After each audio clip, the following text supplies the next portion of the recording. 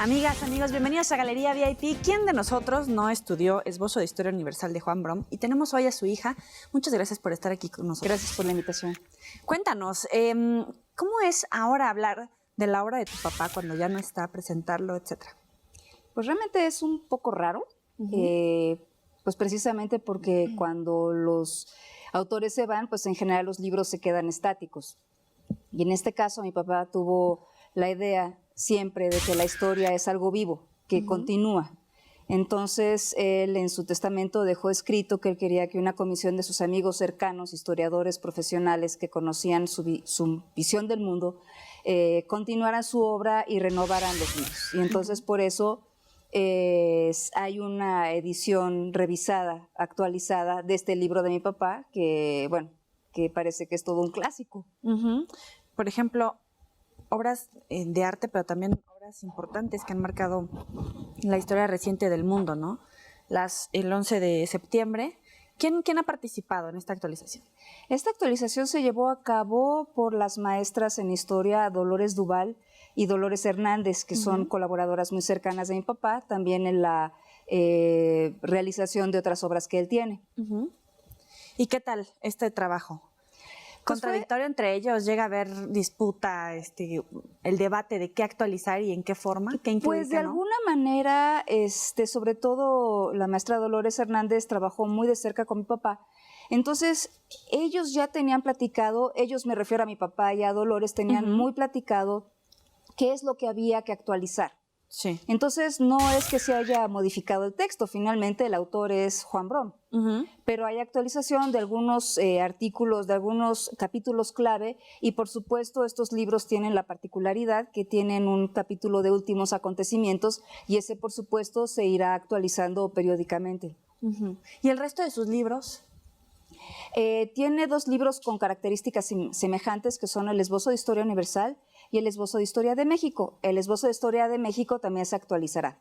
Tiene otros 3 libros, 2 de ellos están en la misma editorial, que esos no se modifican, que son Para comprender la historia y su autobiografía de niño judío alemán a comunista mexicano. En quisiera hacer una pausa, porque es muy interesante la historia de cómo empieza a crecer el amor y la relación entre tu papá y México. Cuéntanos un poquito. Pues mi papá es del grupo de judíos que tuvo que salir de Alemania durante la Segunda Guerra Mundial. Él le toca atravesar desde Alemania, a través de todo Asia, para llegar a Japón. Y sale de Japón en el último barco que zarpa antes de que Japón entrara en guerra. Entonces, ¿se quedan allá? Obviamente amigos, Pues quedó, realmente hoy en día no tenemos familia en Alemania, no tenemos familia en Europa. La familia de mi papá era una familia bastante pequeña, mi papá, mi abuelo, mi abuela, mi papá y su hermano, mi tío. Y ya aquí en México había un hermano mayor de mi abuelo, que fue el que les dio la idea y les apoyó para encontrar las visas y todo para poder venir a México. ¿Cómo según te contó tu papá, cómo encontraron México en esta postura de recibir a gente en estas condiciones y que aparte llegó gente de muchos otros países, ¿no? Llega gente de muchos otros países y de muy diferentes ideologías, no únicamente religiosos judíos, llegan comunistas, llegan refugiados de todo tipo, de todas las nacionalidades, como tú dijiste. Para mi papá, esto fue un espacio donde él conoció gente muy diversa, gente con toda calidad de pensamiento y concepción del mundo, pero sobre todo él encontró un sitio y un grupo de personas con el cual se hablaba todo el tiempo y constantemente de un mundo mejor, un mundo incluyente para todo el mundo. Y entonces, en cierto momento de la vida, mi papá decide que él ya no tiene nada que ver con Europa, que él, este país le dio una acogida cálida y graciosa, y él decide quedarse aquí y decide estudiar historia como base para tratar de apoyar al desarrollo de un mundo nuevo. Y entonces decide hacerse maestro. ¿La persecución antisemita queda atrás o siempre está presente en la historia de la familia? Pues yo creo que cuando uno tiene que salir a los 12, 14 años de un país, atravesar medio mundo, realmente él atravesó todo lo que es Asia, Siberia, para llegar a México, eso no puede llegar atrás. Quedar atrás, perdón. Sin embargo, mi papá llegando a México, yo no lo escuché jamás quejarse de ese o algún tema. Él adoptó la ideología comunista, sí, porque él en ese momento consideraba que era una opción para formar un mundo mejor. ¿Tú tienes recuerdos de con quién formó ese primer grupo en el PRD, después esos primeros amigos en esa formación política? Pues él me heredó amigos de esa época. Yo no existía cuando él estuvo militando activamente en la vida política, pero tengo amigos hoy en día que él me heredó. Él participó activamente en la juventud del Partido Comunista, lo expulsaron del Partido Comunista porque había problemas internos. Esto se refiere de manera muy puntual en su autobiografía, en la que él mismo constata: de niño judío alemán a comunista mexicano. Eso es la evolución, cómo él se veía a sí mismo. Y él adoptó la nacionalidad mexicana en el año 54, si mal no recuerdo, y él decidió que su campo de acción sería la vida académica. Entonces él se dedica a tratar con respeto, pero formulando su idea no de una manera impositiva, sino simplemente diciendo la idea de que el historiador tiene que ser objetivo es imposible, porque todos tenemos una opinión. Sin embargo, lo que uno sí puede decir es su opinión, es decir, los hechos fueron así, mi opinión de los hechos, mi interpretación como profesional es esta. Entonces, él se dedicó a la vida académica. Él fue profesor de la Universidad Nacional Autónoma de México más de 50 años, creo que alcanzó los 55. Fue premio Universidad Nacional en docencia, en ciencias sociales. Le dieron la emeritud, que también es otra distinción, y básicamente ese fue su campo. Fue pluma de corazón toda la vida, siempre tratando de ver tanto las cosas con las que él estaba de acuerdo como los espacios con los que no estaba de acuerdo, y en los cuales pues finalmente había que tratar de empujar para mejorarlos en la medida que uno considera. Participó también en comisiones académicas, en sesiones dictaminadoras, en una gran cantidad. La legislación universitaria no le permitía participar aspirar a puestos como las direcciones, pero él no necesitaba de una dirección. Finalmente él estuvo al frente de muchos grupos, estuvo al frente de la biblioteca, estuvo al frente de muchas instancias que le permitían incidir en la vida académica y en lo que él creía, que era la educación de jóvenes interesados en este caso en la historia, pues, pero básicamente en la educación de personas jóvenes. ¿Tú recuerdas así sus objetivos de, voy a hacer una biblioteca para más allá de tener un lugar donde ir a recoger un libro y consultarlo, esta idea de cómo debería de ser el mundo para esta juventud? Yo me acuerdo que él tenía juntas todo el tiempo con el personal que trabaja allí, pero también recuerdo que en cierto momento él tuvo la iniciativa de formar un centro de documentación, que fue, si mal no recuerdo, yo creo que fue el primer centro de documentación en México, pero tal vez también en América Latina, relativo a lo que son las ciencias sociales. Entonces, yo me acuerdo que cada lunes se juntaban todos, ¿no? Y de hecho, de ese grupo es donde yo guardo varias amistades. Se juntaban a discutir los temas, pero no era que mi papá era el que iba a dictar línea, ¿no? Sí, claro. Digo, por supuesto, como jefe, había unas cosas que él tenía que decidir, pero básicamente se tomaban acuerdos, y se tomaban acuerdos consensados. Y esa era también la manera en la que él se veía en casa, ¿no? Cuando estábamos en casa, era, a ver, hay esta problemática, ¿cómo la vamos a enfrentar y cómo lo vamos a hacer todos? Porque el compromiso finalmente es de todos. ¿Quiénes estaban en esas reuniones?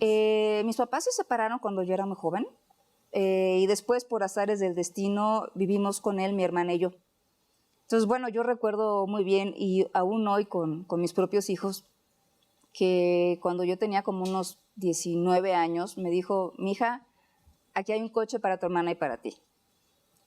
Por supuesto, en aquella época no había celulares. Entonces me dijo, mira, yo te apoyo en lo que hagas, pero ten en cuenta que si tienes algún problema de madrugada, de aquí a que me encuentres, pues es difícil, entonces por favor, cuídate. Entonces, aquí está la llave y básicamente él estaba poniendo en mis manos la responsabilidad, ¿no? De que yo tenía que ver dónde me metía, porque él me iba a apoyar, pero de aquí a que yo lograra encontrarlo, ¿no? Pues Claro. era todo un rollo. Entonces por si vas a tomarte un trago, pues por favor, cuídate, quédate en casa de la amiga, nada más por favor, mañana a las 6 de la mañana me hablas porque yo sí me asusto.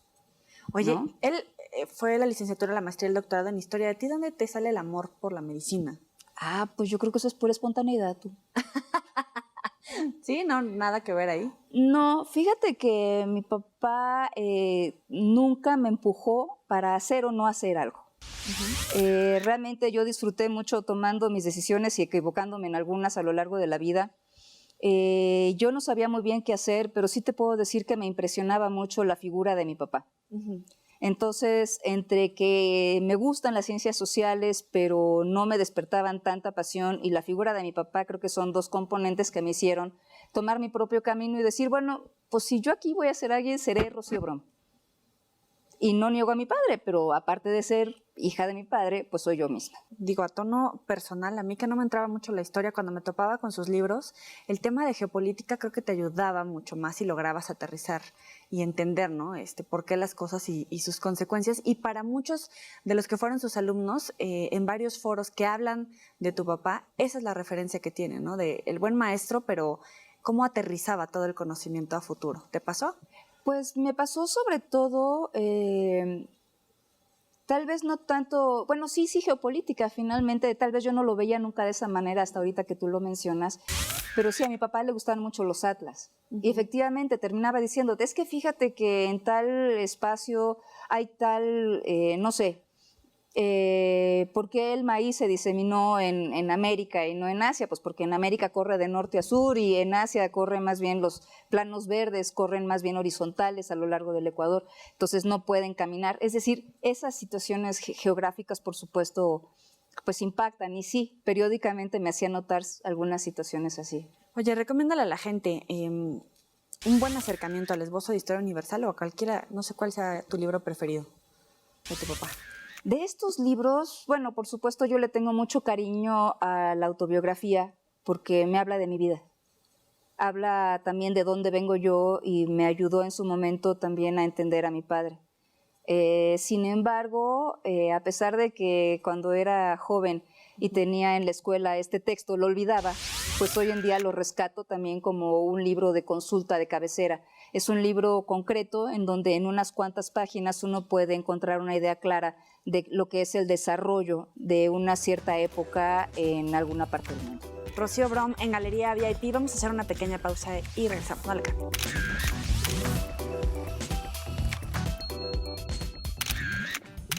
A mí la historia que más me gustaba es esa historia en la que él sale de Alemania y tiene que cruzar todo Asia en el tren transiberiano para llegar a Japón. Y es emocionantísimo, ¿no? Que salga en el último barco.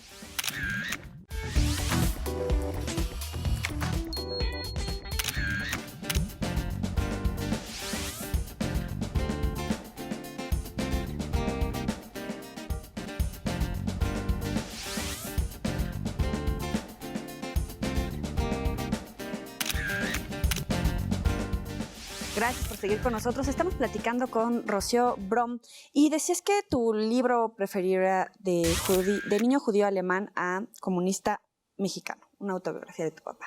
¿Qué capítulo? ¿Qué parte? ¿Dónde hiciste clic de quién era tu papá? A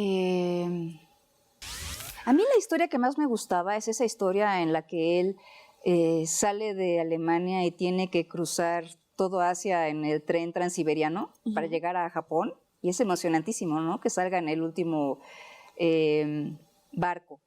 Pero creo que hubo pedacitos que me hicieron clic. Por ejemplo, él tuvo que ir solo a los 13, 14 años de Bélgica a Berlín y en cierto momento estaba, creo que en Frankfurt, y hubo un bombardeo.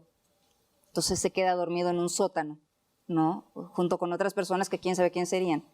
Y de repente se queda dormido y lo despierta un soldado cuando pasa encima de él, ¿no? Entonces dije, wow, eso yo no sabía. Y otro punto que me llamó mucho la atención. Pero así era, como valiente, arrojado, Pues es que son cosas que decía, híjole, ¿cómo un niño de 14 años, aparte solo, ¿no? Porque él venía de Bélgica y su familia estaba en Nuremberg. Pero él nunca se cortaba las venas, ni es que yo y me sufrí, no, tranquilo. Simplemente era como una, pues la vida sigue y hay que echarle ganas. Era una persona en general muy, siempre como con una buena disposición, aunque hubiera problemas, digo, por supuesto, de repente veías que no andaba tan bien, lo que fuera, pero básicamente es, mijita, esto sigue. Entonces, pues hay que echarle ganas y hay que seguirle para adelante. Entonces, no te detienes con las cosas que pasan. Por supuesto, suceden. Y por supuesto, uno, pues ahí están para que uno decida qué hacer con ellas, cortarse las venas o aprender. Pero básicamente esto es al frente y hay que seguir. Pero había vivido como esos capítulos de guerra, de huir, ¿no? De comenzar nuevamente y otra vez. Sí, ¿no? Y bueno, inclusive aquí, cuando yo era muy bebé en la ciudad de Morelia, él trabajaba en la Universidad de Morelia y ellos, con el doctor Eli de Gortari, bueno, pues estaban dando, no sé, trabajando en la Universidad Michoacana San Nicolás de Hidalgo, y también en ese libro aparece que llegó en cierto momento unos soldados del ejército, lo llevaron a mi papá, lo encerraron en algún sitio. Él pensaba que no nos iba a volver a ver, a mi mamá y a mí. Mi hermana no existía en aquel momento. Yo tendría unos 3 meses, algo así, de nacida. Y porque había desaparecidos y había muertos en la ciudad de Morelia. Finalmente, por algún azar que no conozco y él creo que no relata, lo devuelven.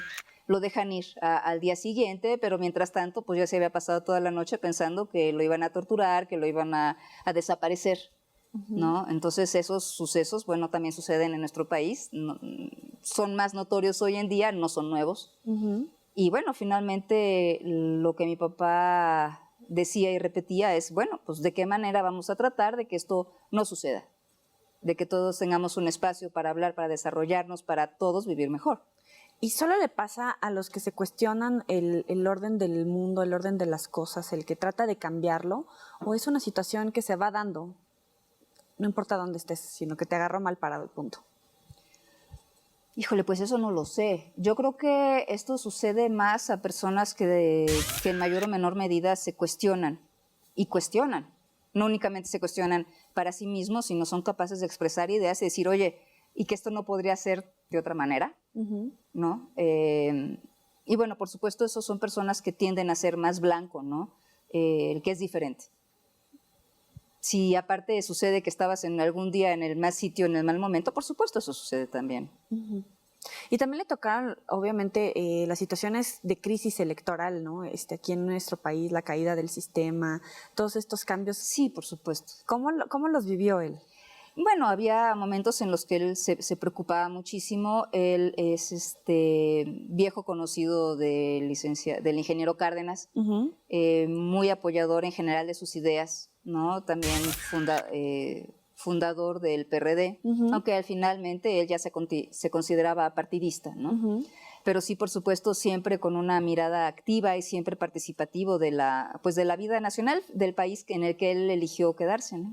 Oye, ¿pero qué, lo decepcionaron los partidos, ese sistema o qué fue? Pues yo creo, realmente me cuesta trabajo decirte, creo que sí, al final estaba un poquito decepcionado y buscando otras maneras de participar. Hay un grupo que se llama Paz con Dignidad, que participan entre otros el doctor Pablo González Casanova, y mi papá participaba activamente con ellos, que también es un grupo más bien de corte intelectual, de gentes que se dedican a analizar, a ver alrededor qué es lo que sucede y a proponer ideas. Y de hecho ellos tienen una página en la red, creo que en Facebook, que se llama Serapaz, y mi papá participaba de manera activa con ellos. Entonces era partidista en términos políticos, pero no era inactivo. Siempre inquieto y siempre tratando de apoyar. Y aparte del trabajo que hacían en la UNAM, sobre todo, ¿no? Esta formación de nuevas generaciones, eso era muy interesante. ¿Tú cómo vives ahora cuando alguien habla de tu papá y hace todas esas referencias? Bueno, pues es padre, ¿no? La verdad es que es rico. Yo fui siempre muy cercana a él desde chica. Me gustó ser su hija, aunque haya decidido no vivir estrictamente a su sombra. Pero sí, me heredó muy buenos amigos y la mayor parte de esos amigos pues son gente mucho más joven que él, que están todavía aquí y que finalmente tenemos espacio para compartir ideas y para extrañarlo de repente. ¿Qué te decía, por ejemplo, qué es la vida, la muerte, con una historia del nazismo, ¿no? Todas estas historias de sobrevivencia incluso. Pues, no sé, realmente mi papá no estaba muy pegado en lo que era la historia específica de su familia o del origen de su familia. Él lo que le interesaba era cómo los movimientos sociales van presentando ciertas situaciones en las cuales se dan cambios sociales. No sé, cómo están los señores feudales y un buen día hay más producción de dinero y empieza a haber algunos burgueses hasta que llega un momento en que el estado feudal no se sostiene. Y eso no es que haya sucedido a partir de una persona, de un líder. Son todas estas condiciones socioeconómicas que favorecen estos cambios. Entonces él más bien se interesaba en esos aspectos y es lo que hace, otra cosa que hace diferente este libro, que no es únicamente fechas, no son únicamente personajes. Por supuesto que hay un personaje, siempre tenemos un Hidalgo, aunque de repente alguien le saque un trapito feo por ahí, sí. Siempre tendremos a un Benito Juárez, un Porfirio Díaz, ¿no? Pero esos personajes sin un entorno no son nada. Y el entorno es lo que a mi papá más le interesaba. Entonces, en ese sentido, estos libros ayudan a entender las situaciones con comprensión y no con memorización, porque la idea es comprender que hubo tales y cuales factores que favorecen una X conjunción, ¿no? Oye, ¿por qué el amor y decidir quedarse aquí en México y luego hacer toda la historia que hizo en México, ¿no? Pues cuando termina la Segunda Guerra, una buena parte del grupo de alemanes liberales o comunistas con los que él convivía decide irse a Alemania, a regresar a Alemania, a su país. Y parece que ellos periódicamente regresaban a México y mi papá cuenta que las pláticas con esas personas ya no le nacía, como que él decía, es que eso ya me es ajeno. Por otra parte, mis abuelos vivían aquí en México, nunca quisieron regresar a Alemania. Mis abuelos no volvieron a salir de México, México les acogió, México les dio otra oportunidad, ellos tomaron esa oportunidad y asumieron que lo pasado es pasado y ya no quisieron volver a Alemania. Entonces, entre uno y otro, mi papá decidió que él ya su porvenir estaba acá. ¿Y en tu caso? ¿Has pensado, incluso te ha cruzado por la cabeza regresar a vivir, bueno, no regresar, ir a vivir a Alemania? Pues fíjate que yo he tenido la oportunidad de vivir fuera de México en varias ocasiones. A los 15 años mi papá me dio la oportunidad de ir a vivir a Alemania, lo que era la Alemania democrática. Ya. En aquella época era nada más para estudiar, pero al terminar mi año yo dije, yo me voy a mi casa. Y yo he vivido ya como médico, en 8 años en Estados Unidos en 2 ocasiones, 2 años en una, 6 años en otra y yo vuelvo a México. Feliz y convencida. Pues tiene el idioma, tiene mi casa, tiene mi pueblo y allá hay muchos gringos. Sobre todo. Eso es así como que, bueno, digo, hay gente muy buena. Hay gente muy buena, pero hay cosas que yo realmente no comprendo. Yo soy mexicana, aquí nací, aquí me crié, así me enseñaron. Y yo eso quiero.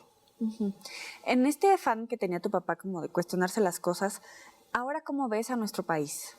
Con todas esas pláticas, con las enseñanzas que dejó en los libros, etcétera, ¿cómo ves ahora México? Pues lo veo Pues es difícil, yo creo que para todos los que estamos aquí. Yo encuentro gusto cuando cada uno en nuestra esquinita hacemos un esfuerzo y cuando cada quien en su posibilidad da un paso al frente, empezando por los niños triquis que ganaron un juego de básquetbol descalzos en Australia o no recuerdo dónde, me parece fenomenal. Y yo cada vez que veo con algunas otras personas, siempre hay una gente que tenga un proyecto interesante aquí, un proyecto interesante allá. Y yo espero que todos seamos capaces de una manera u otra de encontrar el espacio en el que nosotros podamos cooperar para que esto vaya mejor. Porque finalmente, si bien yo sí no estoy de verdad de acuerdo con lo que es el gobierno que tenemos, ni el que hemos tenido en un buen tiempo, por otro lado también creo que los ciudadanos somos responsables hasta cierto punto y no podemos culpar únicamente al gobierno benefactor y nosotros sentarnos a llorar nuestras penas. ¿Gobierno priista o panista? Yo no creo en el PRI, yo no creo en el PAN. Yo soy más bien de las izquierdas, por supuesto, como mi padre, tampoco soy partidista. Sin embargo, sí creo que todos tenemos derecho a vivir mejor y que en la medida en que todos vivamos mejor, estaremos todos también mejor. Rocío, te tenemos que hacer la prueba de fuego, que es la sección de los 7 pecados. Órale, ¿los míos? Sí. Porque no puedo hablar de los de mi papá. No, porque Él ya... se los llevó. ¿Quién sabe qué nos pueda pasar? Te voy diciendo cada uno, me dices lo que se te ocurra.